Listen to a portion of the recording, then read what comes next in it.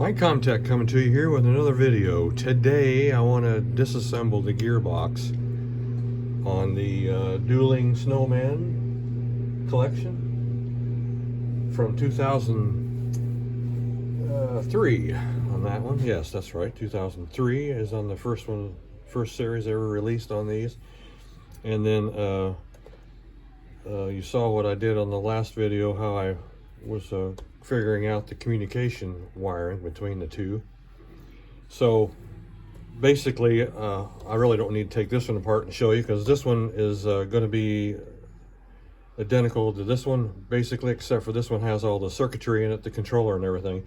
This one contains, you know, speaker, motor, and then the mechanism, and then the battery pack. But I'm going to disassemble the Snowwoman, take this off, and we'll get into the gearbox. And I wanted to document the gearbox for my reference, and for anybody else who would like to see the inside of what it looks like. And then we can get in here and look. I've already taken all of this off. The previous videos show what I did there. So we're going to put her aside, and we're going to take the protective mesh off there that protects the internal mechanism from all the inbound polyfill that would get in here. That protects it from that. And I'm going to disconnect the push button on her hand here that turns the prop on. And then I'm going to shut the switch off. Oh yeah, I'm going to have to have my tri-wing driver to separate. Yeah, because I got these two screws. Yeah, there's 1, 2, 3, 4 screws here that take the back off, but I got to pull these two tri-wings. So bear with me. I'm going to run over to the other shop and get that tri-wing screwdriver, and I shall return. 1 minute later. Okay, I'm back. Here's the tri-wing screwdriver that I have. It's from I got the big kit from iFixit. This is a very high quality drivers. I got like 100, I think it was 100 and some drivers, a pretty good size kit. But this is the 3mm tri-wing screwdriver that you will need to open up these, the Jingle Pals, the Hallmark. Also, I think a lot of the McDonald's toys use the tri-wing screw too. Yeah, if I remember right, I have taken a couple of those apart in the past, and they did indeed have the tri-wing screws to hold those together. And I think the 3mm is a pretty popular one. So we'll pop this off. That's that. This is actually the retainer that goes underneath of the platform, the Plush platform. And you can see the serrated teeth on here. That kind of pushes into the outer rim of the snow people to hold them on. But I have to take that off because two of these screws are going to hold this other half off here. And then we'll get my Phillips screwdriver, and we'll take out these 4 screws.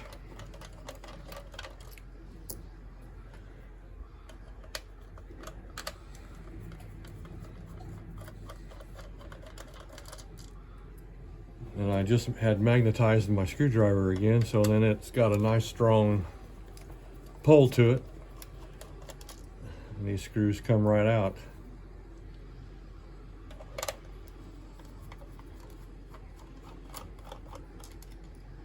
There we go, there's all 4. Okay, so now we can pop this off here.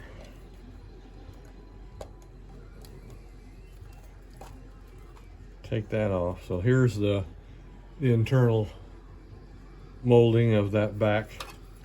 And this is the Mrs. Snowman side of the prop.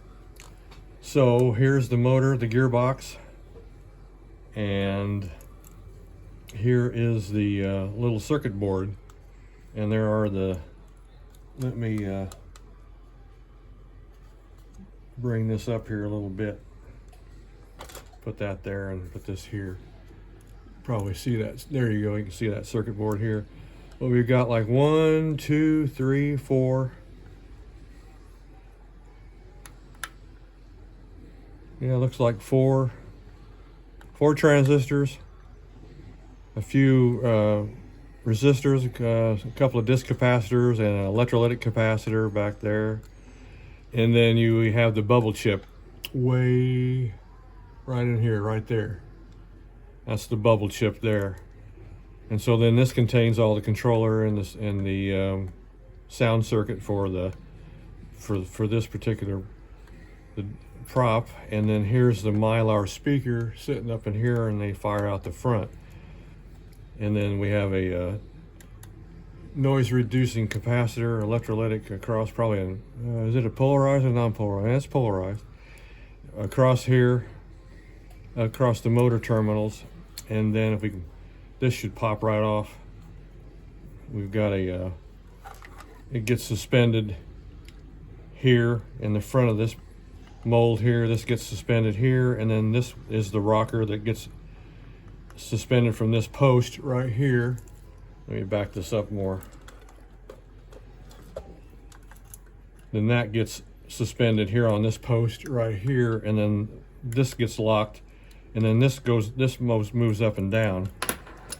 So if I would short out the 2 pins here just briefly, there goes my screwdriver.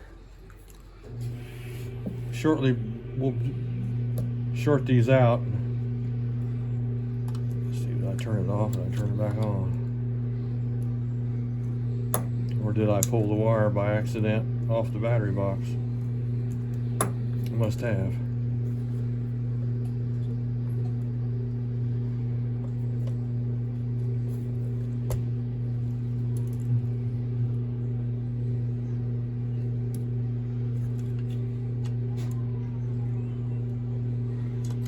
Yeah, it's on. Let's see.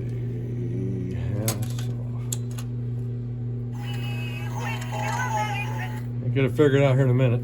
Oh, my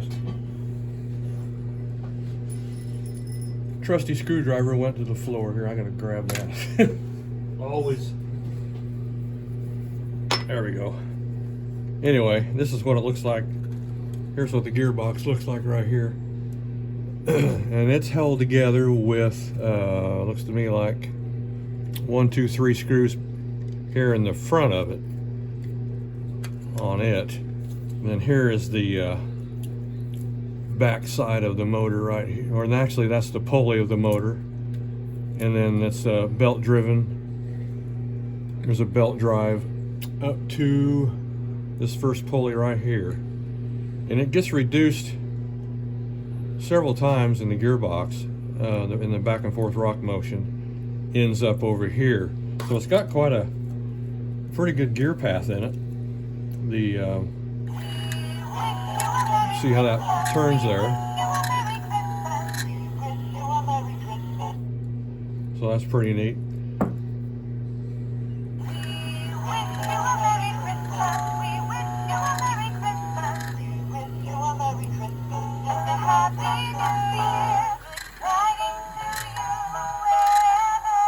Okay, shut that off. Okay, but anyway, that's the gearbox, and there's the good shot of the Mylar speaker in the front. And like I said, the Snowman side basically is the speaker, and then this gearbox, and then the battery box. So I mean, it's pretty simplistic. But if you need to get into this gearbox, then that's what, there's the 3 screws here on the front of it, and then the motor faces in the back like this. So I've got that turned way too many times, so let's turn it back 1. That's where it needs to be. So to put it back, you want to put that pin, start that pin here, and then get this one locked right back into that stationary post right there, and then you're back in business. I gotta get a rag because I got some grease on my fingers. At least, by golly, they do grease these up good, because the internal box here is greased up pretty good, and it's for being 21 years old. If I touch that grease in here, it's still very pliable. It came right off on the end of my tri-wing there. It's not sticky, and it's not all, you know, gummed up. And that's a lot of problem too with these, as they get. It depends, I think, a lot where they're stored and where they're kept, whether that happens or not. They're in a probably high temperature environment or whatever, you just never know. So, and here's where I tapped off, just a temporary deal. I tapped off with my black wire coming from here, because I'm borrowing power from this one. I tapped off power to, I just came right into the positive and the negative wire. The negative runs up to the controller board, and then the positive was coming back over to the battery box. So I just lifted the two wires on the battery box and then hooked it there. And this black wire has a red stripe on it, so I can tell which one's positive. So that's what I'm doing right now, just to wire these two together to check their, see how they worked. And then this is, like I said, the on-off switch. And then we have 3 wires going over to here. One's ground, one's motor, one's speaker. And that's on the 3 connections. And there's a little JST connector here to disconnect that. And then that's how that part of it works. And then you can see the rocking motion here, and then you have an up and down motion here too as well on this one. So that's it's pretty unique how they do all the different transmissions. I think so far the most unique transmission I've come across on the Jingle Pals is the Snowman and the Piano, the 2005. Because I was explaining about the clutch in there. When they reverse the polarity on the motor, that clutch re-engages another set of gears that makes him spin and turn. So it's all neat to see what kind of a thing they had to do to create that, you know. So first of all, they have to come up with a theme they're going to use on these, and then come up with that. Actually get that, and then they have to come up with a way of, well, how are we going to animate this thing with the least amount of parts to do the job, you know. That's another thing, and to do it with one motor preferably. So I thought that was pretty neat on the Piano one, that they used one motor to do that job, to do 2 jobs, you know, to move him to do the animation and then reverse the polarity on it to do the other. So I'm going to reassemble this back, just put the 4 screws back in the front, and then we'll put the bottom plate back on. And of course, like I've always said in the past too, when you tighten these screws, when you just start to feel them go and get a little tight, stop. Don't force them any farther than that. It's not even necessary to torque these down for any reason beyond the point of where they bottom out on the top of this box right here. And they'll usually follow right back in their same thread pattern when you try them. If not, unscrew it until you feel it click, and then you can go straight in on the same thread. That way you're not cutting a different set of threads as you're putting these screws back in, because all that would actually do over time, if you had to get back in here, it's just it wallers out the screw holes that much more. So now we'll put the bottom plate back on. Put this back on here, and then this one's got a little bit tighter fit on the left, because that wire, I'm just coming through that hole on there's a little hole over here on the left I was just coming through on it, but these screws will cinch it down. They'll catch, and it won't hurt the wire any. All this wire can take a pretty good punishment of pressure on that insulation, and that was clearly evident here. I found this one. This was right from the factory. That pressure point right there, somewhere along the line that got pinched, and it actually got down to the copper wire in there. So things happen. Like I said before, I would love to see how these are assembled and Because of the precision of the assembly on these is pretty high. I'm pretty impressed with all the stitching and everything too. Okay, let's short it. All right, still works. And then we'll put Mrs. Snowman here back on here. We'll put the mesh on, and the mesh was glued on and I took it off. But since this is going to be a parts unit, there's no sense of putting all that back. You can just kind of assemble it. So I make a little hole here, and then she goes back on here. I'll just put it back on just a little bit, and then we'll reconnect the on button located here in her hand. We'll just reconnect that JST connector here, put that back, and we'll kind of tuck it back up in underneath here a little.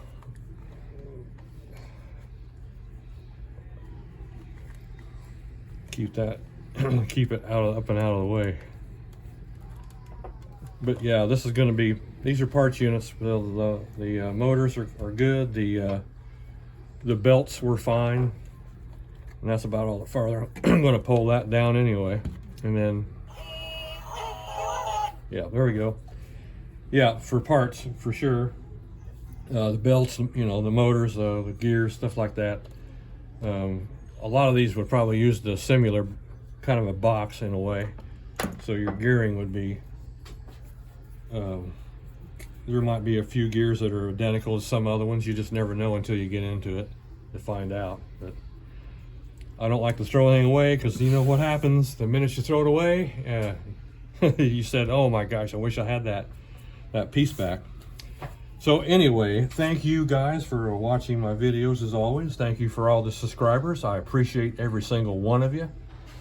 And we will come back and do more videos in the future here. We've got more things to look at and more things to do. So stay tuned.